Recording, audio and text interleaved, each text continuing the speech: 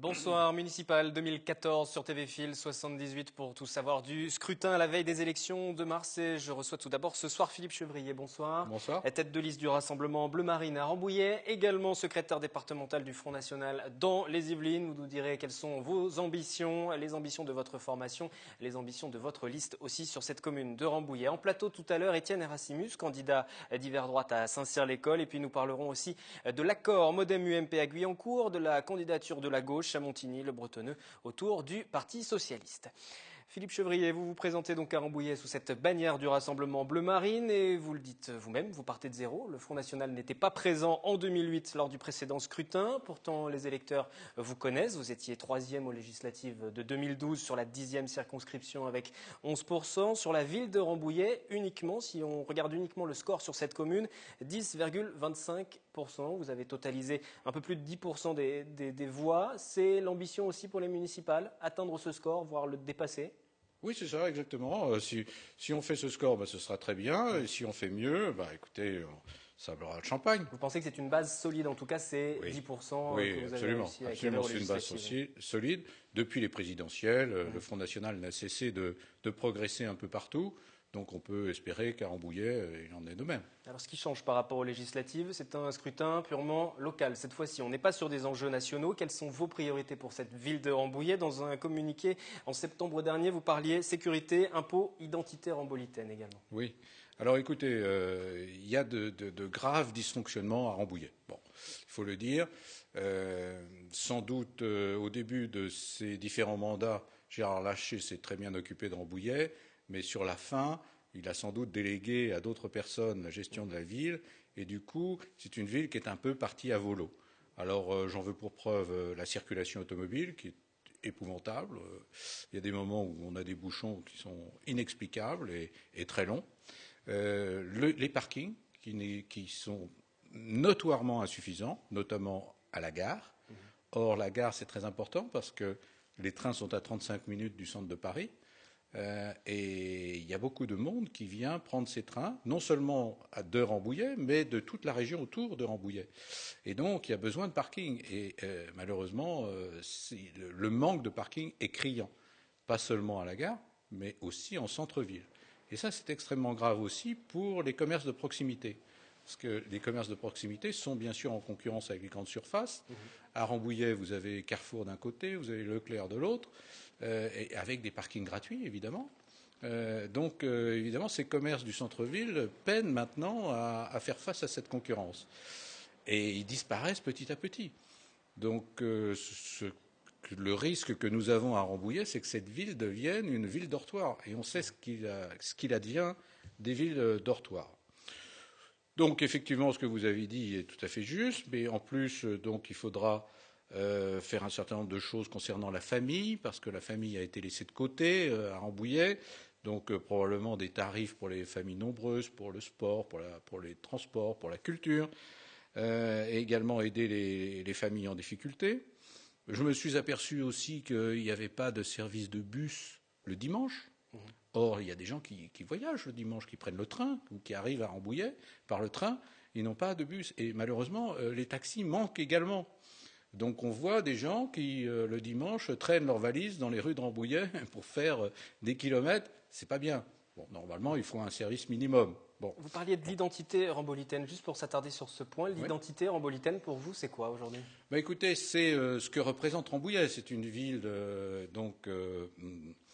présidentielle, avec anciennement des chasses présidentielles, un château, voilà, toute une architecture et un art de vivre qu'il faut conserver et qui est en train petit à petit de disparaître. Les Rambolitains que j'ai rencontrés me disent, voilà, Rambouillet n'est plus ce que nous avons vécu quand nous étions jeunes. Il n'y a pas non plus de vie nocturne à Rambouillet. À 10h du soir, vous vous promenez dans les rues de Rambouillet, c'est un peu glauque. Et du coup, vous savez ce qui arrive dans ces cas-là, c'est-à-dire qu'il y a un sentiment d'insécurité qui se crée. Et ce sentiment d'insécurité, il est aussi causé par un certain nombre d'événements, évidemment, de faits divers. Donc il y a une personne qui s'est fait poignarder au Perret, une autre à Rambouillet. Donc et il y a eu des agressions dans le passé, etc. Donc les gens finissent par avoir peur. Hein, et donc là aussi, il faudra faire un effort de présence peut-être plus visible, plus efficace de la police municipale, un peu de vidéosurveillance. Enfin bref, voilà. Alors, Gérard Larcher ne sera pas candidat, ce n'est pas un scoop. Il ne représentera pas l'UMP après 30 ans passés en tant que premier magistrat de cette commune, mais il y aura un candidat qui lui succédera, c'est Marc Robert. Je vais vous demander peut-être le regard que vous portez sur sa candidature. Vous avez parlé déjà de votre regard sur le bilan de l'équipe Gérard Larcher, sur les multiplications des candidatures. Marc Robert, il y aura aussi une liste d'hiver droite qui se présentera, une liste d'hiver gauche, probablement d'autres aussi, une liste front de gauche également, beaucoup de listes. Oui, beaucoup de listes. Bon, mon regard sur Marc Robert, écoutez, il n'était pas au conseil municipal, au dernier conseil municipal, mais c'est un... Il a siégé pendant 19 ans, entre 89 et 2008. C'est un ami de longue date de Gérard Larcher, tout le monde le connaît, tout le monde connaît cette histoire, plus exactement, et donc Monsieur Larcher sera sans doute sur la liste quand même. De même que M. Poisson. Donc il n'y aura pas de grands changements, si vous voulez. Donc c'est M. Larcher bis, quoi, j'ai envie de dire. Donc il va être co-responsable du bilan de la municipalité, qui, comme je vous l'ai dit, n'est pas exemplaire. Et puis, il va faire campagne. Alors, il est très peu connu, moi je l'ai constaté. À vrai dire, c'est pas vraiment de sa faute. Je constate aussi que dans les différentes communes, les conseillers municipaux ne sont pas connus. Il n'y a que le maire qui est connu, éventuellement quelques maires adjoints, mais c'est surtout le maire. Même si c'est un scrutin de liste, effectivement, on parle plus de la tête de liste que l'ensemble des colistiers. Exactement. Donc lui n'est pas connu. Donc il a cet handicap. Et autant M. Larcher était un homme de contact, qui aimait bien le contact avec les gens, serrer les mains, etc., connaître l'histoire des familles, etc., j'ai pas le sentiment de l'avoir vu. Hein. Vous me demandez mon regard, je l'ai vu agir.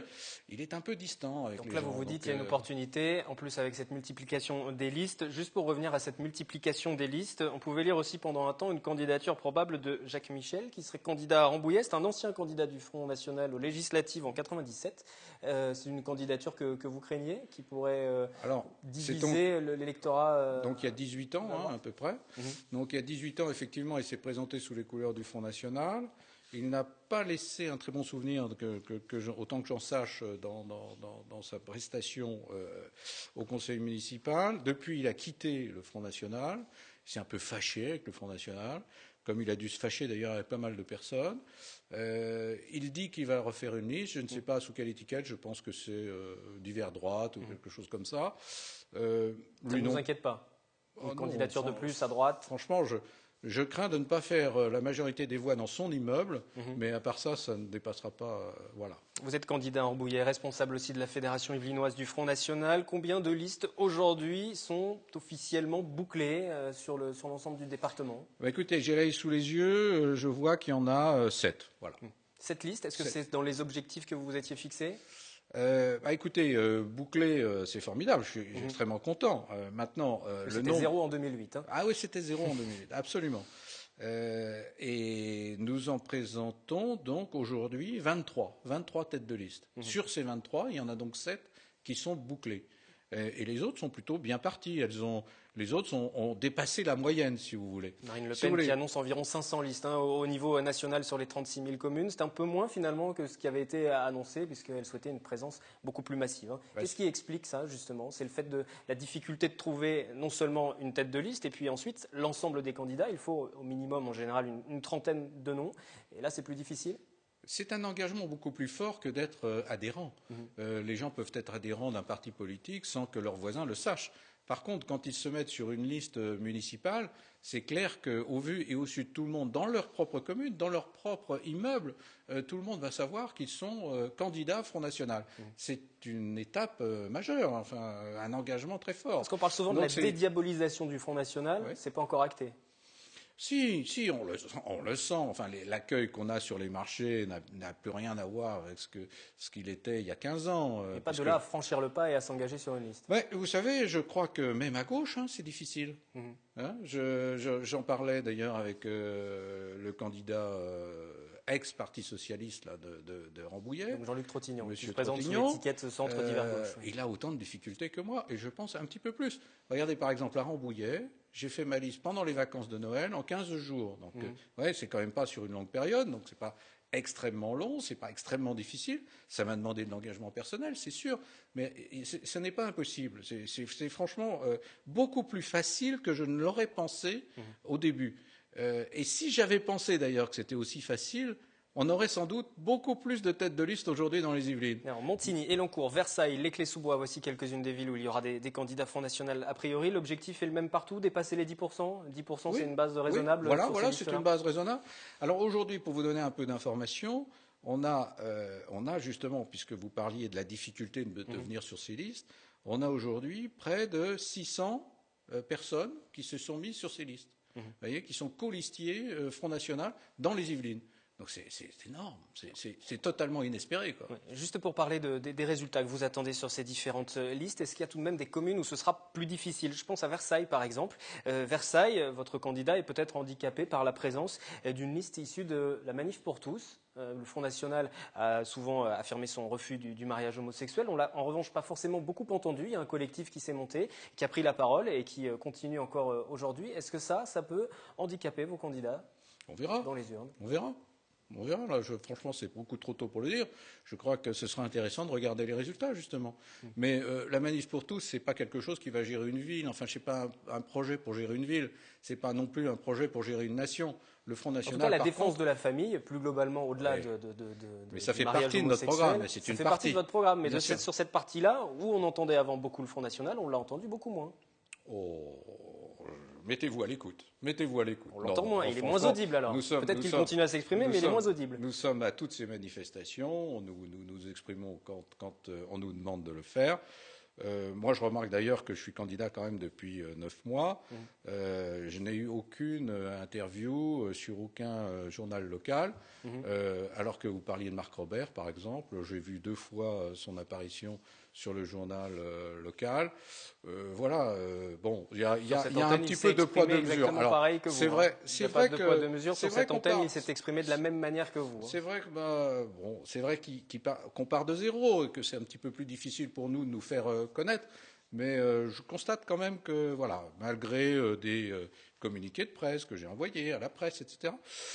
Jusqu'à aujourd'hui, voilà. Les informations se relayaient toujours de la même façon. Soyez à l'écoute aussi, vous le savez, tous les candidats ici sur cette antenne peuvent s'exprimer. Merci Philippe Chevrier d'être venu sur ce plateau. Merci de votre accueil. Merci d'être venu commenter votre candidature à Rambouillet et vos différentes listes sur les Yvelines. Le temps de reprendre mon souffle, on va passer au brève et puis un autre candidat va venir sur ce plateau. Merci.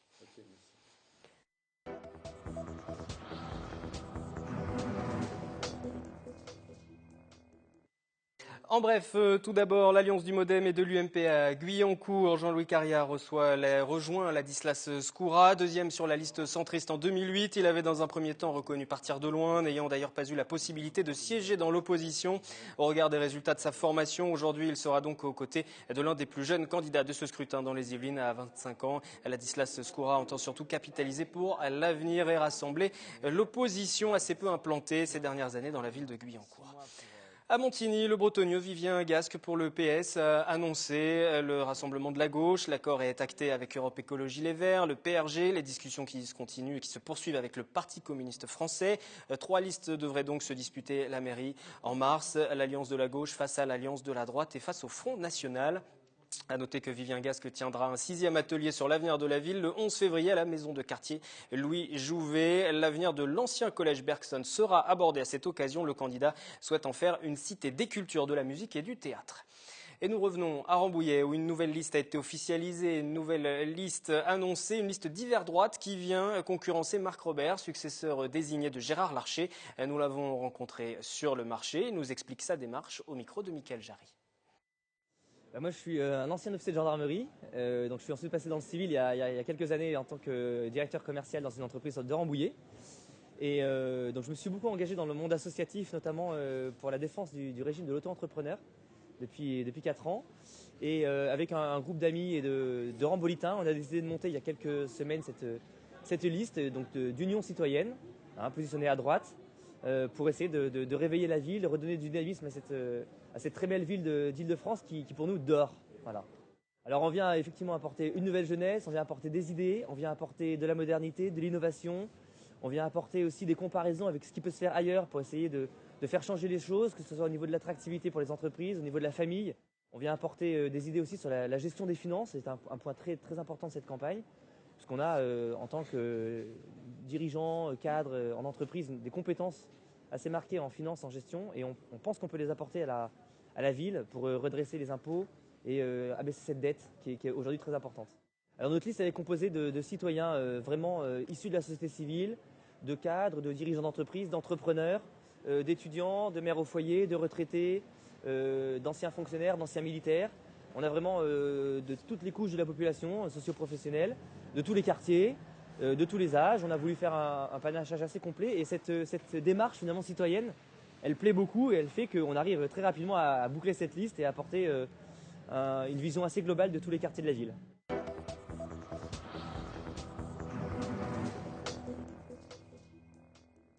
Second invité de cette édition de Municipal 2014, Étienne Erasmus, bonsoir. Vous êtes candidat tête de liste Réussir à Saint-Cyr-l'École, une liste d'hiver droite. Vous êtes vous-même élu d'opposition UDI, mais vous n'avez pas l'investiture de l'UDI. L'UDI, avec l'UMP, a préféré investir le maire sortant, Bernard Debain. Est-ce que c'est un regret pour vous de ne pas avoir cette étiquette UDI? Ce n'est pas vraiment un regret. Il y a eu un peu de suspense, effectivement, autour de cette investiture UDI. Elle est finalement attribuée à Bernard Debain, dont acte. Sur le fond, ça ne change rien à la démarche que j'anime sur Saint-Cyr avec mes colistiers. Une démarche qui se veut surtout une démarche d'alternative crédible, avec un positionnement politique clair de centre et de droite. Vous n'êtes pas fâché avec l'UDI? Non, il n'y a pas de raison de l'être. Et avec surtout à la clé un projet, je dirais enfin, un projet pour l'avenir, pour Saint-Cyr, ce qui manque quand même cruellement à l'heure actuelle. On va évoquer ce projet, juste pour préciser que vous êtes tout de même engagé dans un vrai bras de fer avec le maire sortant. Plusieurs élus de sa majorité ont démissionné pour vous rejoindre. Bernard Debain, c'est votre principal adversaire dans cette campagne, avant même la liste de gauche? Je n'irai pas jusque-là, mais il est vrai qu'il y a eu un certain nombre de départs de sa majorité, qui ne datent pas d'ailleurs, je le précise, de 2013. Quand on regarde au fil du temps, il est assez frappant de voir que depuis le début de la mandature, depuis 2008, il y a une succession de départs qui se sont faits, 13 au total, j'insiste vraiment sur ça. Vous-même d'ailleurs, parce que vous étiez sur la liste de Bernard Debain en 2008 et vous avez 2 ans après décidé de partir dans l'opposition. Pourquoi vous aviez fait ce choix? Bien écoutez, il faut se remettre un petit peu dans le contexte de l'époque. J'étais effectivement en 2008 sur la liste de Bernard Debain. Il faut se remettre aussi en tête la période un peu agitée qui avait précédé l'arrivée de Bernard Debain. Et il y avait une aspiration, je dirais, de la part de la population, à une vie politique, une vie locale plus sereine, plus calme. Et Bernard Debain, dans un premier temps, je dirais, a bien donné le change, une image un peu père de famille qui passait bien et qui semblait correspondre à l'attente de la population. Et j'avoue que moi, en 2008, j'étais tout à fait dans ce regard, dans cette optique, et j'étais allé sur sa liste sans hésiter. Et puis, à l'usage, au fil du temps, il est quand même apparu assez rapidement un certain nombre de difficultés, de lacunes, à la fois dans l'animation, dans le pilotage de l'équipe, et puis surtout dans la détermination ou la définition d'un vrai projet pour la ville, et au-delà donc d'un cap à donner. Et au bout d'un peu moins de 2 ans, à la fin, toute fin 2009, j'ai préféré, avec un certain nombre de colistiers, quitter la majorité, sachant que certains avaient déjà effectué cette démarche un peu avant. Donc au fil du temps, 13 départs de la majorité, qui sont quand même symptomatiques d'une vraie difficulté de fonctionnement. Et le fait que cette ancienne majorité se cristallise aujourd'hui autour de votre candidature, ça veut dire aussi qu'il va falloir, aux yeux des habitants de Saint-Cyr, assumer une partie du bilan du maire sortant? Écoutez, moi je pense que nous avons joué notre rôle très clairement depuis 4 ans, enfin plus de 4 ans maintenant, avec y compris avec les élus qui nous ont rejoints, qui est un rôle constructif. Il ne s'agit pas d'être dans l'opposition ou dans la critique systématique. Nous sommes là pour construire, pas pour détruire. Quand nous estimons que les choses ne vont pas, nous le disons, nous n'en privons pas. Et je crois que les élus qui m'ont rejoint encore en fin d'année dernière, en octobre et en novembre, ont tiré les mêmes conclusions et m'ont rejoint pour la même raison finalement. La gauche, au précédent scrutin, totalisait 35% environ des voix. Avec cette division de la droite, vous ne craignez pas qu'il soit difficile de continuer? Non. Très franchement, je ne crois pas à un basculement de la ville à gauche. Il va y avoir un premier tour qui va permettre de se compter. Et justement, vous dites se compter, ça veut dire des alliances probables au deuxième tour? Est-ce que vous discutez déjà? Par exemple, il y a une liste aussi menée par Gaëtan Desjardins. Pour le moment, je ne discute pas. Le premier tour va intervenir avec un certain nombre de listes, 5 au total, dont celle de Gaëtane Desjardins, catalogué sans étiquette, ce qui au passage est un peu surprenant. Là, je me permets un mot de commentaire. Voilà quelqu'un qui a quand même été, je le rappelle, 5 ans premier adjoint de Bernard Lavaux, maire RPR UDF à l'époque. Philippe Lavaux. Philippe Lavaux, l'ancien maire Philippe Lavaux. Et puis également donc quelqu'un qui était premier adjoint au maire, qui a été également encarté, si je puis dire, UMP sur une période longue, jusqu'à une période très récente d'ailleurs. Et puis qui, pour finir, a également été candidate aux élections cantonales, notamment sous une étiquette d'hiver droite, et qui aujourd'hui se présente et se définit comme sans étiquette. Je ne trouve personnellement pas cela très cohérent et peut-être pas très honnête vis-à-vis des Saint-Cyriens. En tout cas, vous ne ferez pas d'alliance avec elle pour le deuxième tour. Au premier tour, certainement pas. Le deuxième tour sera une autre affaire. Nous aurons l'occasion d'en parler. Encore une fois. On verra si elle a apprécié vos déclarations de ce soir pour ensuite faire une alliance en tout cas. Vos priorités pour la ville, le transport, on peut peut-être en parler tout de même, parce que c'est un souci majeur sur cette commune de Saint-Cyr-l'École et ce n'est pas propre à ces dernières années.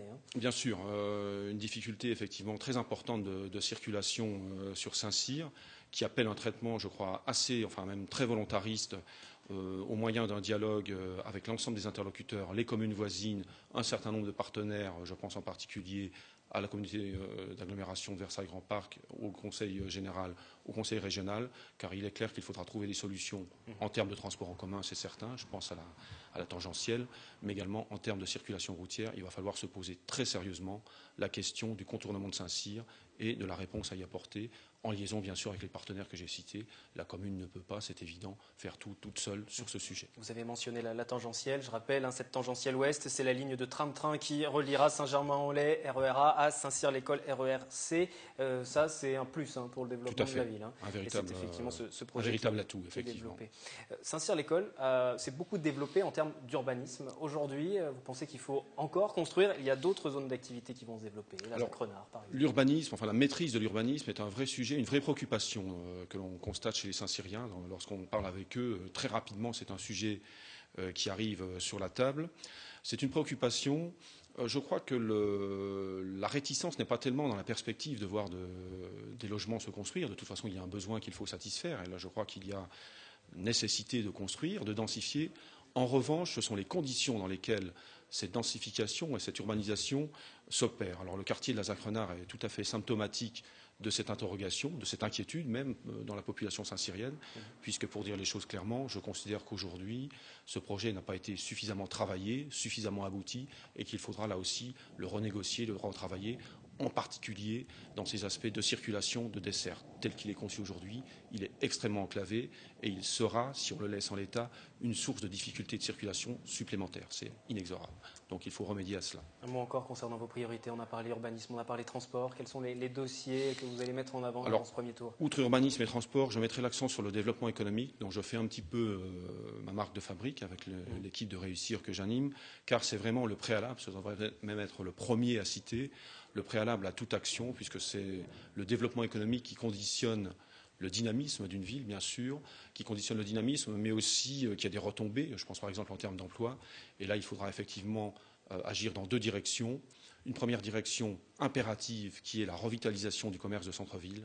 Là aussi, les échanges avec les commerçants montrent quand même un état, je dirais, de souffrance de leur part extrêmement préoccupant. Il faut vraiment agir de façon très volontaire sur le commerce de centre-ville en agissant par exemple sur le stationnement. On a beaucoup de retours sur les difficultés de stationnement et leur incidence sur l'activité des commerçants. Donc ça, c'est vraiment un premier axe incontournable. Et puis, à côté de cette revitalisation du commerce de centre-ville, une action forte en matière d'activité sur toutes les opportunités foncières qui vont se présenter dans les années à venir. On a parlé de la Zacrenard, il y aura un volet activité, on a parlé du volet logement, du volet résidentiel, mais il y aura un volet activité à travailler de très près. Et puis peut-être un petit peu plus loin à l'avenir, mais nous évoquions la tangentielle, il y aura un nœud intermodal autour de la gare de Saint-Cyr qui sera extrêmement intéressant, vous l'avez dit, en termes de dessert, de circulation, mais qui fournira sans doute aussi des opportunités en termes d'activité économique. Et il faudra y travailler aussi. Très rapidement pour conclure, comment se passe la campagne actuellement? Elle est plutôt tendue, il me semble, entre les différents candidats.